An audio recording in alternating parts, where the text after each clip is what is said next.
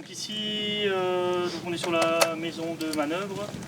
Activité du jour, recherche d'incendie avec une lance, donc progression. Donc vous pouvez déjà vous équiper. Maison 4 façades, des façades alpha se trouvent ici à la porte d'entrée. Vous rentrez directement main droite comme Mathieu a dit. Donc, votre compte de la consigne, c'est justement retrouver le foyer et communiquer entre vous et communiquer avec l'extérieur, un maximum. Ça marche. Ok. Ok. C'est bon. Ok. Donc les gars... Donc ici, on est à la maison des manœuvres dans le cadre du Forum 1, après avoir passé la matinée en classe en partie et puis dans les bâtiments pour l'autre, pour mettre en application ce qu'on voit en théorie. Donc le premier jour, très théorique aussi, mais quand même la fin pratique pour appliquer. Rappel de ce qu'on a vu sur la journée. Ce matin, très chouette parce que rappel du premier jour, pour un peu voir que tout le monde soit bien accroché. Et apprentissage théorique qu'on met de nouveau tout de suite en pratique. Je pensais que le forum serait beaucoup plus théorique, mais au final c'est chouette parce qu'on enfile quand même notre tenue de pompier et ça permet aussi c'est ludique et ça permet de revoir, même pour nous, des petites bases. Et voilà, les formateurs sont très, très pédagogues, donc c'est chouette, c'est détendu, c'est des petits groupes, donc ça permet vraiment de travailler. Donc très content de le suivre. Ok, je coupe les compteurs. Ok, compteur coupé. On va faire les communications radio. On est bien filmé. C'est DO pour le bac. À l'écoute. C'est DO pour le bac. En progressant, on a trouvé un compteur électrique, les énergies sont coupées. On progresse dans une pièce main droite. Ok, binôme d'attaque pour le CDO, bien reçu, énergie coupée, vous évoluez, main droite, première pièce. Donc l'idée c'est qu'il y a un binôme qui joue le rôle du formateur et le reste du groupe de la formation applique ce que les formateurs vont demander. Donc ici la maison des manœuvres permet de faire des progressions, de la recherche de victimes, de la recherche de foyers. Et pendant ce temps-là, l'autre formateur doit penser à s'occuper du reste du groupe qui risque de s'ennuyer. Comme en réalité, ça arrive parfois où quand on n'est pas vraiment acteur de la formation, on attend et ça peut paraître très long. Dans les petits points améliorés. Le binôme fait son briefing au reste de l'équipe, met en application ce qui est demandé et après est censé débriefer de l'exercice. Et suite à ce débriefing d'exercice, on a un débriefing sur vraiment ce qu'on est censé maîtriser en suivant ce forum. Donc les autres candidats donnent leurs impressions et donnent leurs remarques. Et puis les deux formateurs aussi étayent un peu et rappellent ce qu'on voit en théorie et chaque binôme s'inspire des erreurs qui ont été commises juste avant pour essayer d'évoluer. L'avantage qu'on a dans ce brevet-ci, c'est qu'on se connaît tous. On est tous de la même zone et donc c'est quand même plus facile en sachant que tout le monde sera bienveillant. J'imagine que parfois c'est pas le cas ou si on a eu une accroche avec l'un ou l'autre pompier, ce serait peut-être plus compliqué. Bonjour, je suis Joachim Desterck, je suis l'un des pédagogues de l'école du feu de Hainaut Formation.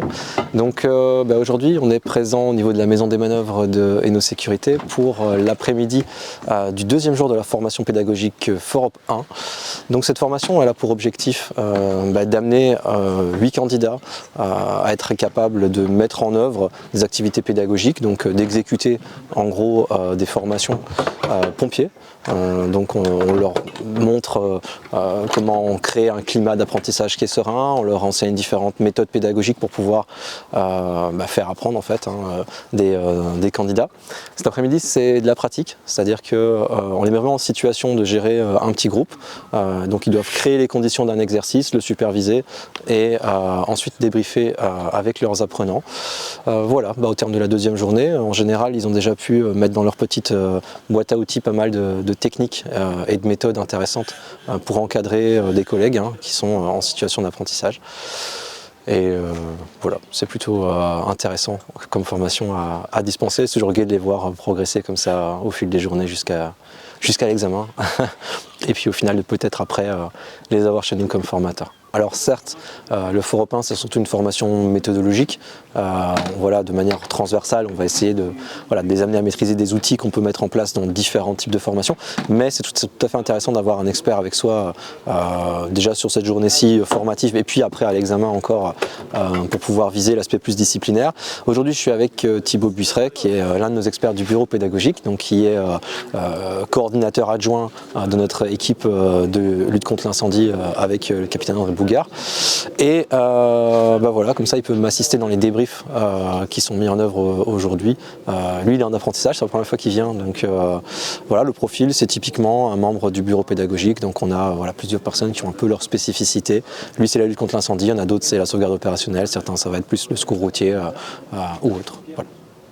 Alors justement le débriefing c'est l'une des techniques qu'on va leur enseigner dans le cadre du Foropin, donc on fait extrêmement attention à les mener de manière pédagogique et de sorte qu'ils puissent aussi de manière un peu informelle découvrir la technique durant nos moments de débrief collectif.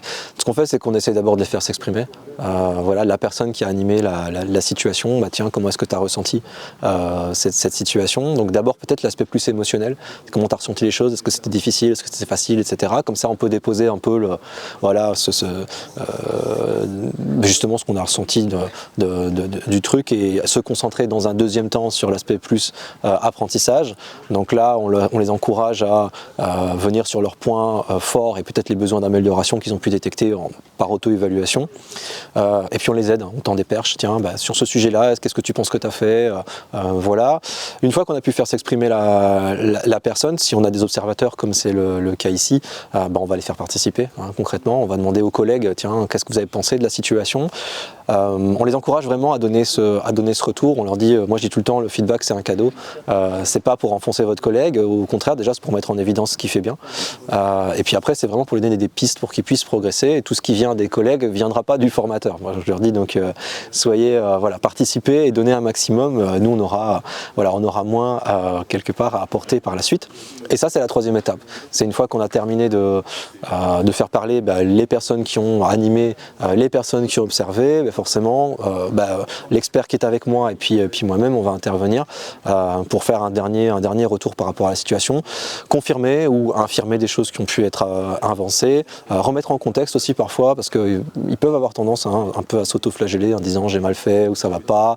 On leur rappelle que c'est le deuxième jour de formation et que donc c'est déjà pas mal en général ce qu'ils arrivent à mettre en œuvre après cette deuxième journée. Et donc voilà, c'est notre rôle de les mettre aussi dans un état d'esprit constructif, d'apprentissage, où ils disent la prochaine fois je sens que je vais être capable de faire mieux, travailler sur ce sentiment d'auto-efficacité qui est hyper important en formation.